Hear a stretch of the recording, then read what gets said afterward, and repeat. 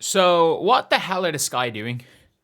Genuinely, what the hell are the Chicago Sky doing? Death, taxes, and the Chicago Sky making a dumb trade. They are the only three guarantees in life.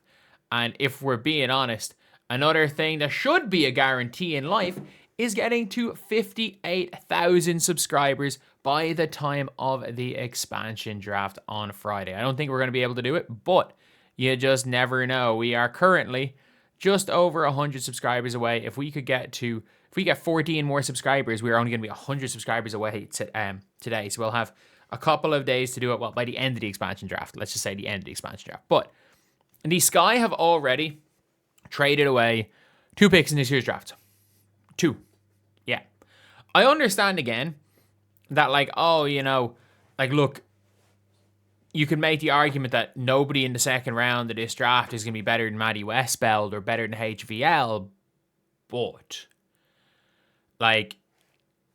is Dugalich better than Maddie Westbeld? Probably. Probably projects to be a better WNBA player. Maddie Westbeld is somebody that was very good, took a super senior season. Or did she get injured No, she played her senior year. She was injured at the start of her super senior season. Would have been easily a first round pick had she come out after 4 years. Took a 5th year in college and ended up falling to the second round. And other than the equivalent of Kenneth Lofton in June games, not in June, in April games, April NBA games don't count, just like the last game of the season. Let's never forget the Christy Wallace 17-point half. Those games don't matter. That being said, you can see here, they want to keep HVL and they want to keep Maddie Westbeld so badly that they have traded the 17th and the 26th pick. As the 17th is a de facto first round pick. There is a non-zero chance that a Janiyah Barker is there at 17. Who, look, I don't know. I don't love Janiyah Barker. But if you don't believe that, we all know the talent is there with Barker. We know she's one of the most talented players in this draft. She is a player that, if it turns out that she ends up reaching her potential and she's the best player in this draft, I don't think anyone should be surprised. I don't think it's going to happen, but no one would be that surprised if she manages to reach her potential and become the best player in this entire draft.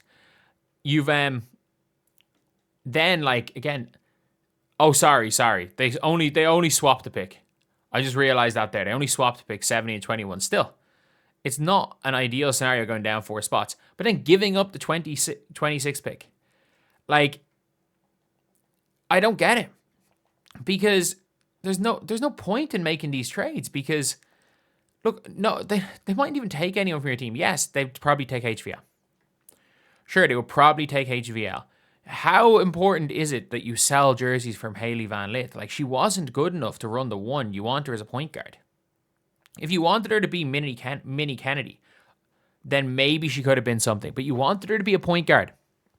HVL is not a point guard. And Westbeld, I don't know, is a WNBA player. I don't know how much... she's not as good as her sister, who was also a rookie last year, albeit a rookie who was 5 years older.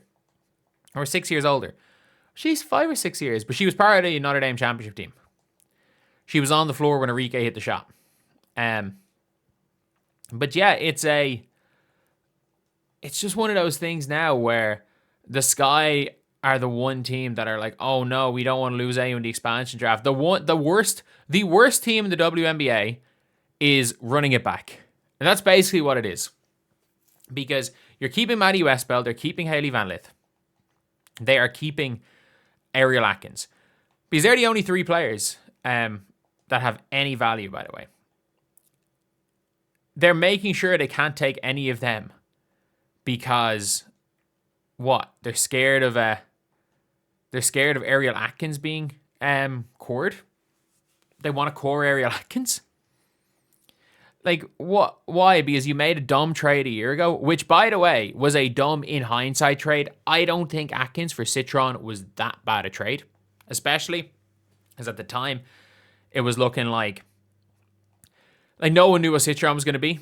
It was looking like it was Olivia Miles in that position, or she was seen as the guarantee at 3. or Malonga. And then Olivia Miles dropped out. Olivia Miles was in a slump when that was happening. Like, Olivia Miles was in a big time slump when they made the trade. So look, I can kind of understand it.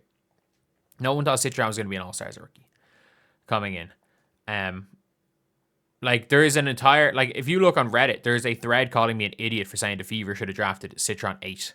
And this is like January. See, no, this was maybe, was it January or December or January? So like not that far off the draft. Citron was a late riser and was killing it. But rather than just admitting defeat in the Ariel Atkins trade, they're going to core Ariel Atkins. Like, imagine using your core designation on a 14 point per game lockdown defender who somehow forgot how to play defense last year for your team and who clearly doesn't get on with your star player in Angel Reese. Who, by the way, I don't know. I'm not that confident that Angel Reese is on the Sky coming into next season. After we've seen them cancelling Barbie Night, I wouldn't be that surprised to see her not on the team. I think she will be. I think there's like a 80% chance she is on the team. But like, I still think there is. It's not out of round possibility. I'm not predicting it, but it could absolutely happen. But yeah, so we've got that obviously, and now they're making these trades, and for me, it just seems pointless. Like, you basically, I don't even think they would have they would have wanted HVL, cool.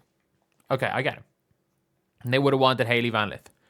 But like, I'm sorry, I think they'd be happier because for people being like, oh, you know, Hailey Van Lith will sell jerseys. Yeah, Caitlin Chen sold jerseys. Like, Sarah Williams might be there at 17. If you want someone just to sell jerseys from being from UConn. Like, Sarah Williams is there. I'm trying to think who else there is. Who else that could be there at 17? Like, loads. Like, obviously Stokey's going to be there. Dugalich is going to be there. I'm blanking on... Ledger Walker is going to be there, who could be a solid point guard. Like, you're going to get much better value if you're the Toronto Tempo or the Portland Fire. Going up 4 picks, in my opinion, is not as effective as the Tempo getting flat out just taking Chicago Sky's 3rd round pick. And that also leads me to believe if they're willing to trade like quote unquote like selections in the expansion draft, if they've agreed to trade both of them away, it means obviously they're only going to come out of the expansion draft maybe with 5 or 6 players, and maybe they go and do the opposite of the Valkyries and they're like, look, we just want to get a whole bunch of draft players and we're going to tank for a year or two. They're like, well, the Valks didn't want to tank because they saw who was in the draft, and it's like, well, we can get Juju Watkins, so we got to be really bad because Dallas won 10 games last year. We got to be really shit to beat them in a 2-year rolling. Like, we got to win 10 or less games.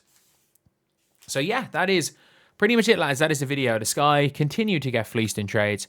Thank you guys for watching. Please like, comment, and subscribe.